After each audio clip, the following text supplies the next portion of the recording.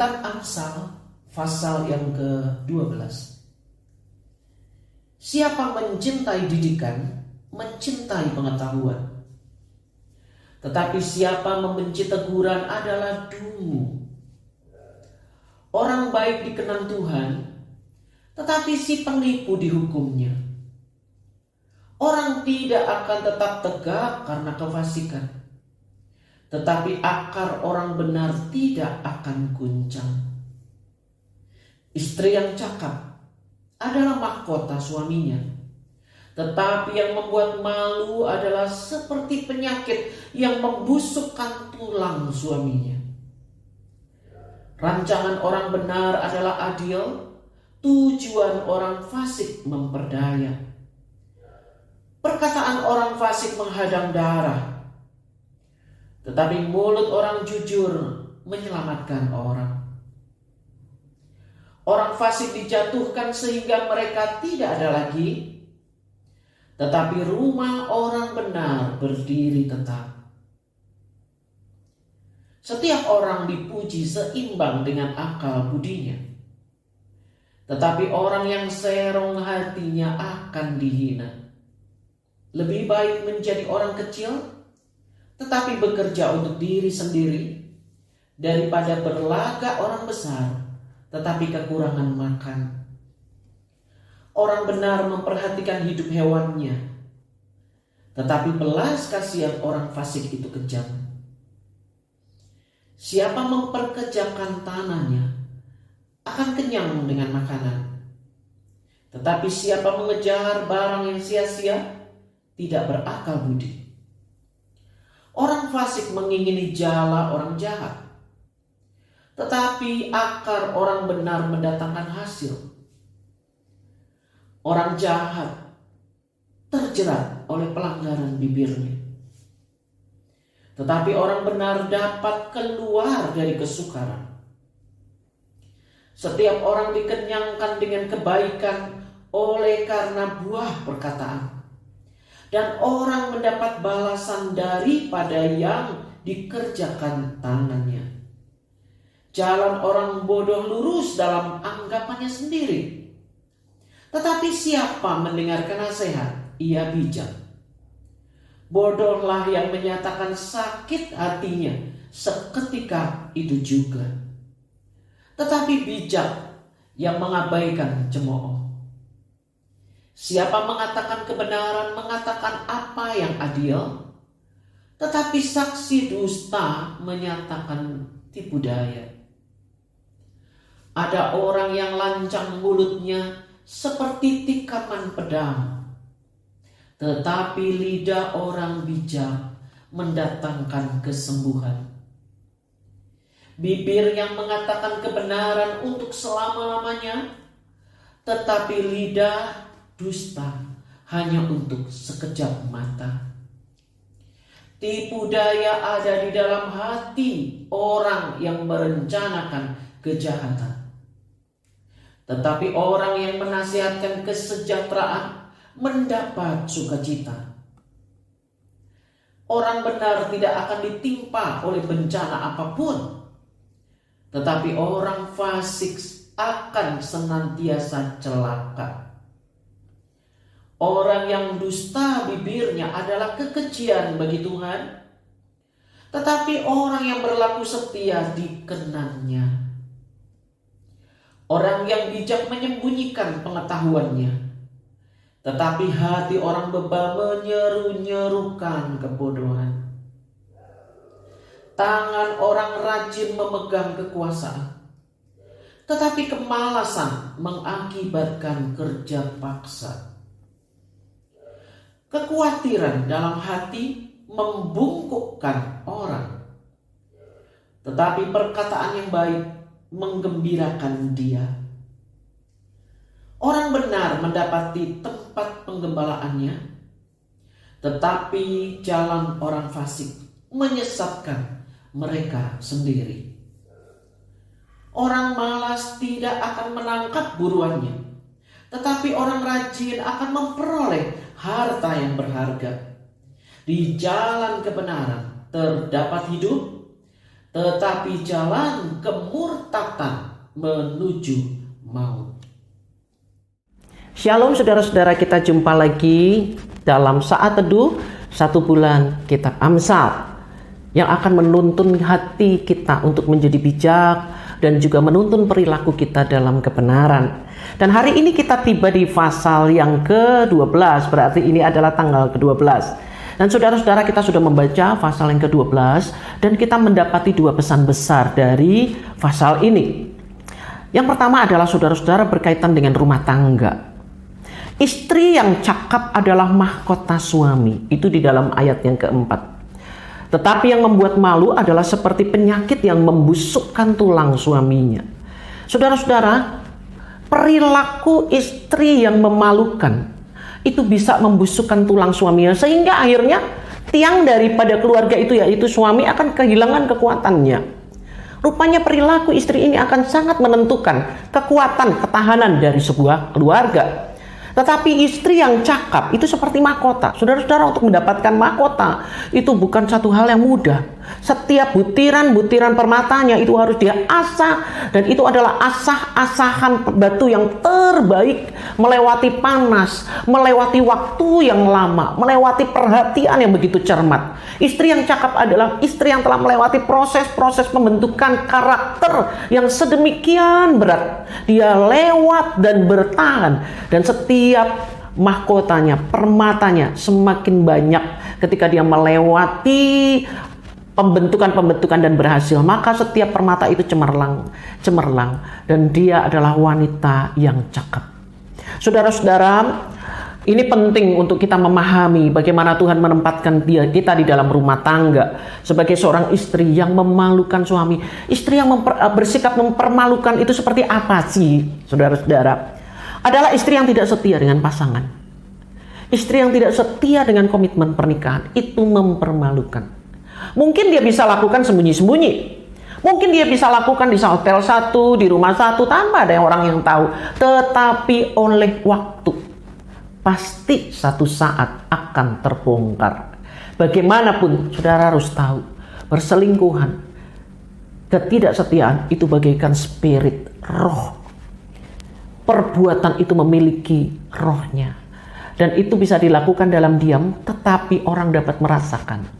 Jadi saudara-saudara tidak bisa menyembunyikan apa-apa yang berkaitan dengan perselingkuhan. Ini mempermalukan. Dan kemudian istri yang mempermalukan adalah istri yang mengumbar kehidupan bebas.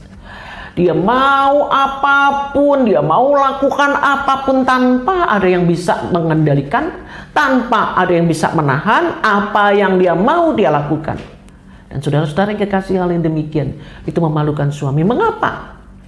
Karena orang akan melihat di mana otoritas suami, di mana aturan suami. Ketika istri bersikap demikian, berarti orang menilai istri yang demikian dia tidak sedang berada dalam kendali suami. Mungkin orang tidak mengerti apakah suaminya memang mengendalikan tetapi istrinya tidak mau. Ataukah memang suami tidak memiliki kapasitas, tidak memiliki kemampuan mengendalikan istri. Tetapi yang jelas, istri yang mengumbar kehidupan yang bebas, tidak mau dikendalikan, itu akan mempermalukan suami. Yang ketiga, istri yang mempermalukan bagaimana? Adalah istri yang kalau marah meledak-ledak, mengumbar kata-kata amarah, bahkan di depan orang. Dia bersikap demikian, dia sedang marah kepada orang. Tetapi sebenarnya dia sedang marah kepada satu orang dengan sikap mengumbar kemarahan, meledak-ledak seperti itu. Tetapi 100 orang yang sedang mengamati dia sedang menilai dirinya. Jadi saudara-saudara, amarah yang meledak-ledak, apalagi dilakukan di depan orang. Ketika kita sedang marah kepada suami, marah kepada anak, marah kepada mertua, sikap demikian bukanlah sikap yang bijak. Sangat-sangat mempermalukan.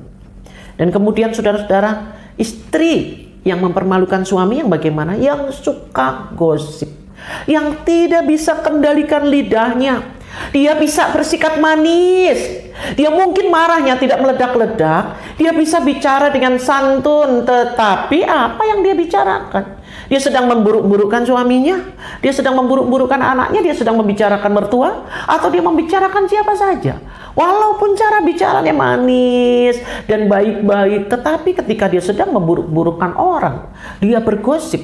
Saudara, ini adalah perilaku yang memalukan. Ketika kita sedang membicarakan keburukan orang, sebenarnya kita sedang menutupi keburukan sendiri. Sadar saya tidak lebih baik dari orang itu, tetapi supaya orang lain tahu dia lebih buruk dari saya, jadi saya akan bicarakan keburukannya. Saya akan bicarakan tentang hal-hal yang jelek dari dia, supaya orang tidak melihat saya, tetapi melihat dia. Ketika dia melakukan hal itu, justru orang melihat dua kejelekan orang yang dia bicarakan dan diri kita yang sedang membicarakan orang lain. Kita tidak bebas dari penilaian buruk ketika kita sedang bergosip untuk orang lain. Itu mempermalukan. Dan kemudian saudara-saudara, berikutnya, istri yang mempermalukan itu bagaimana? Istri yang suka berhutang dan tidak membayar hutang. Saudara-saudara, ada kebiasaan orang-orang yang suka berhutang walaupun tidak terlalu penting mungkin bagi dia, tetapi itu suatu kebiasaan. Beda dengan orang yang memiliki hutang tapi karena memang butuh, ya. Dengan bijak dia akan mencari cara untuk bisa menyelesaikan. Itu masih orang yang kita bisa hormati. Tetapi orang yang punya kebiasaan berhutang, walaupun dia tidak perlu. Hutang untuk beli tas, hutang untuk beli baju, hutang untuk beli sepatu, hutang untuk hal-hal yang tidak penting. Dan kemudian dia melakukannya berulang-ulang. Dan bahkan ketika harus bayar dia kabur, dia berkelit, dia tidak membayar. Oh, itu sikap yang mempermalukan. Saudara-saudara, masih banyak hal yang lain. Tetapi mari kita belajar sebagai seorang istri, kita belajar bagaimana bersikap dengan baik, supaya kita tidak menjadi seseorang yang membuat suaminya busuk tulangnya karena perilaku istri. Jadi saudara-saudara, perhatikanlah dengan sungguh. Jika kita sedang mempersiapkan pernikahan atau mempersiapkan anak kita buat pernikahan, siapkan dengan benar-benar. Kenali imannya, kenali sifatnya, kenali standar kekudusannya. Kita harus tahu sebelum kita benar-benar masuk dalam rumah tangga. Karena di dalam kekristenan sekali kita mengucapkan janji pernikahan di hadapan Tuhan, maka itu berlaku seumur hidup. Tidak ada yang dapat menceraikan, hanya Tuhan dan maut. Jadi saudara-saudara, perhatikanlah bagaimana kita mempersiapkan rumah tangga kita, karena rumah orang benar akan teguh berdiri tetap. Itu di dalam ayat yang ke-7. Orang benar rumahnya akan tetap teguh berdiri, walaupun lewatin badai, lewatin masa lalu, melewati gelombang, tetapi 10 tahun, 20 tahun, 30 tahun akan tetap berdiri teguh. Karena orang benar mempersiapkan kehidupan rumah tangganya, dibangun di atas fondasi yang benar, yaitu takut akan Tuhan, kasih, dan kesetiaan. Saudara-saudara, rencanakanlah rumah tangga yang benar-benar adil. Kasihi anak-anak, jangan membedakan anak pertama, anak kedua. Jangan bedakan anak laki-laki atau anak perempuan. Sama semua di hadapan Tuhan. Mereka adalah permata dari Tuhan. Pesan yang kedua, perhatikan hewan. Saudara punya anjing di rumah? Punya kucing? Punya burung? Punya binatang piaraan yang lainnya? Firman Allah mengatakan orang benar itu memelihara ternaknya dengan benar, mengasihi dan menjaganya, mengawasinya. Kenapa saudara-saudara? Karena dia tahu ternaknya ini dapat bermanfaat. Pertama, untuk persahabatan. Begitu banyak orang-orang yang hidup sendirian, yang tidak memiliki pasangan, kemudian memilih untuk memiliki hewan, untuk menemaninya, untuk dia bisa berkomunikasi. Dan bahkan anak-anak yang memiliki kebutuhan khusus akan sangat baik jika dia memiliki hewan peliharaan, supaya dia bisa mengembangkan emosinya, kasihnya dengan hewan peliharaan. Itu amat baik. Jadi ternak kita, binatang peliharaan kita di rumah itu bermanfaat untuk persahabatan, untuk kerja. Misalnya saudara punya kuda bermanfaat. Atau saudara punya kerbau, bermanfaat untuk membuat pekerjaan kita lebih baik. Dan juga bermanfaat untuk makanan. Kalau kita punya ayam, Dan kemudian ayam itu bertelur, maka telurnya kita bisa makan. Itulah manfaat. Dan Tuhan memberkati semua hewan-hewan yang ada di sekitar kita. Di rumah kita, Tuhan akan memberkati. Oleh sebab itu, perlakukanlah mereka dengan benar. Karena mereka ada penciptanya, saudara-saudara. Peliharalah mereka. Dan berikutnya, peliharalah tanah. Usahakanlah tanah di mana kita ada. Karena tanah, ketika kita mengusahakan tanah, kita akan menghasilkan hal-hal yang baik. Akan membuat kehidupan kita dapat terus berlangsung ketika kita memelihara tanah kita dan menghasilkannya. Atau firman Allah mengatakan bagaimana orang benar mengusahakan jalannya. Dia tidak merampas jala orang lain, tetapi dia memperkerjakan jala yang ada padanya dengan benar. Memanfaatkan bisnisnya, pekerjaannya, walaupun mungkin sederhana, tetapi dengan tekun, berharap kepada Tuhan. Itu jalamu. Mungkin jala itu awalnya hanya berukuran 2 meter kali 2 meter. Tetapi nanti ketika kau tekun, semakin tekun, jala itu akan lebih besar lagi. Menjadi ukurannya menjadi 5 meter kali 5 meter misalnya. Jadi peliharalah ternakmu. Pelihara dan rawat tanahmu. Dan peliharalah jala usahamu. Peliharalah. Jangan khawatir saudara-saudara. Karena firman Allah mengatakan di ayat 25. Orang yang khawatir itu dapat membungkukkan tulang.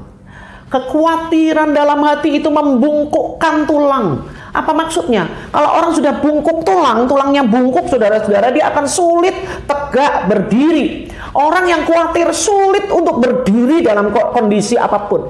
Dia akan sangat mudah sekali goyah. Orang bilang begini dia goyah. Dia melihat begini goyah imannya. Orang membicarakan tentang hal-hal yang membuat dia takut, dia langsung goyah.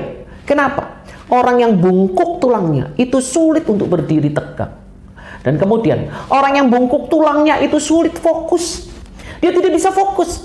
Satu kali saya pernah ingat ada peristiwa di mana saya menolong seorang nenek-nenek yang maaf sekali, yang tubuhnya sudah bungkuk, sudah seperti ini, sudah bungkuk ya.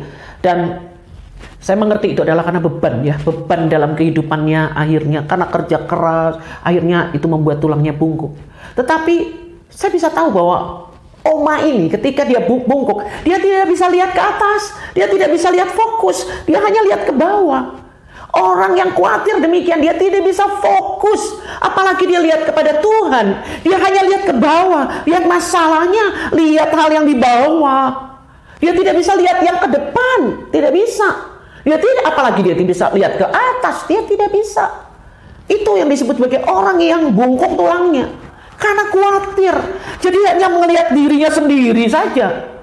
Jangan kita khawatir, saudara-saudara. Itu seperti penyakit yang membungkukkan tulang. Lalu jelas orang yang bungkuk tulangnya itu sakit.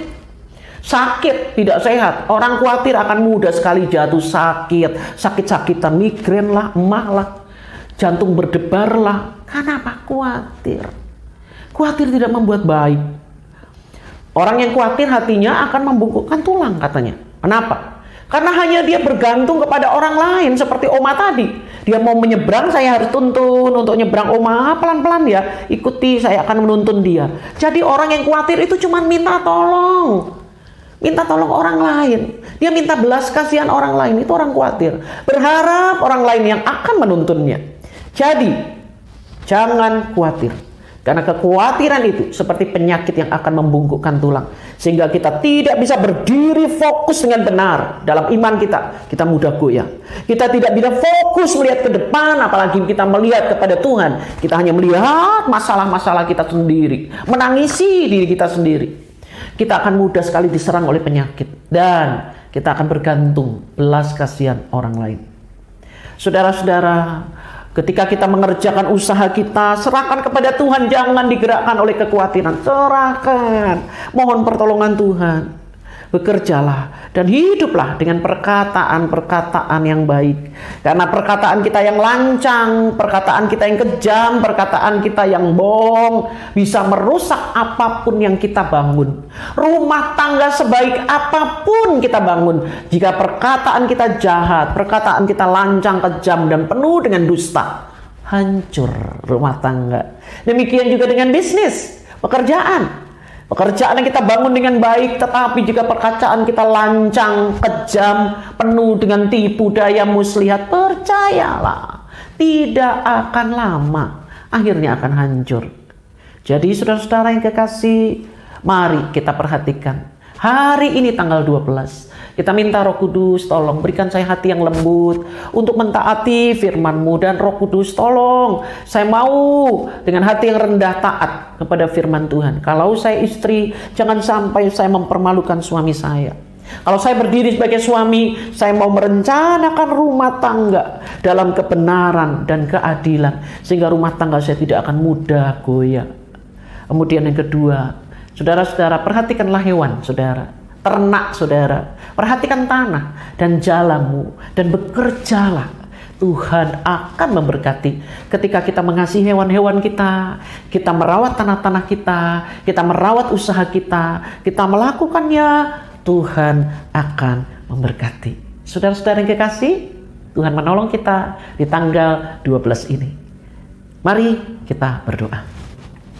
Bapa di dalam surga, terima kasih Tuhan buat pesan-Mu di pasal yang ke-12. Pada tanggal 12 ini Bapa, kami mendapatkan pesan bagaimana kami harus menjaga rumah tangga kami.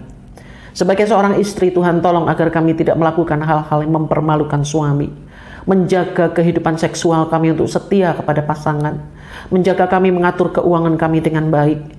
Menjaga mulut kami untuk kami tidak mengumbar hal-hal yang membuat kami sendiri dipermalukan. Dan menjaga perilaku kami Bapa, sehingga kami tidak seperti seorang yang liar, yang tidak terkendali. Oh Tuhan Yesus, kami membutuhkan Engkau sebagai seorang istri, agar kami bisa menjadi seperti mahkota yang dibentuk dari begitu banyak permata. Lewat pembentukan-pembentukan yang sulit, panas, penderitaan, kepahitan, tetapi bersama dengan Tuhan kami melakukannya, melewatinya, sehingga kami memiliki begitu banyak permata dari karakter kami. Kami berdoa Tuhan, ketika kami berdiri sebagai suami, Tuhan tolong agar kami memiliki rencana yang baik bagi rumah tangga kami, mendasari rumah tangga kami di dalam kebenaran dan keadilan, bersikap benar dan adil terhadap anak-anak, terhadap mertua, terhadap orang tua, terhadap istri, bersikap dengan adil. Dan juga Tuhan tolong supaya saya sebagai suami mendasari rumah tangga ini di dalam takut akan Tuhan, di dalam kasih dan kesetiaan. Bapa, kami menyerahkan rumah tangga kami dalam tangan Tuhan. Semua anak-anak kami berkatilah ya Bapa, supaya kami menjadi rumah tangga yang menyatakan terang-Mu bagi dunia ini. Kami berdoa saat ini ya Tuhan untuk semua hewan yang Tuhan taruh di tengah-tengah kami. Baik itu hewan-hewan ternak kami maupun hewan-hewan yang kami kasihi. Kami mau memperlakukan mereka dengan baik. Karena mereka berguna untuk hubungan, untuk persahabatan. Mereka berguna untuk mengembangkan pekerjaan kami. Mereka berguna untuk menjadi menambah makanan buat kami. Tuhan berkatilah ternak-ternak kami Bapa. Berkatilah mereka. Dijauhkanlah mereka dari hal-hal yang tidak kami inginkan. Kami ingin ternak kami berkembang biak dengan baik. Juga tanah kami Tuhan berkati, kami akan mengelola tanah kami dengan baik, mengisi tanah, menumbuhi tanah kami dengan apa yang dapat membantu kami, sehingga kami dapat hidup dengan baik. Berkatilah jala yang Tuhan berikan kepada kami, yaitu usaha kami. Kami akan melaksanakan usaha kami di dalam takut akan Tuhan. Terima kasih Bapa, kami bersyukur buat rumah tangga. Kami bersyukur buat hewan yang Tuhan taruh di tengah-tengah kami. Kami bersyukur buat tanah yang walaupun mungkin tidak besar atau tanah yang besar. Masalahnya bukan besar dan kecil, tetapi apakah kami memanfaatkan lahan tanah yang Tuhan percayakan kepada kami. Berkatilah jala yang Tuhan taruh dalam kehidupan kami, usaha bisnis kami. Terima kasih Bapa, kami bersyukur atasnya, dan kami mohon Roh Kudus akan menolong kami menjadi seorang yang berhikmat, yang memperhatikan hidupnya dan pikirannya untuk melakukan firman Tuhan. Kami ingin menjadi orang berhikmat. Sepanjang Amsal ini akan menolong kami untuk menjadi orang yang berhikmat ketika kami melakukan firman Tuhan. Terima kasih Bapa, dalam nama Tuhan Yesus kami berdoa. Terpujilah Allah. Haleluya. Amin. Puji Tuhan, saudara-saudara, Tuhan memberkati. Shalom.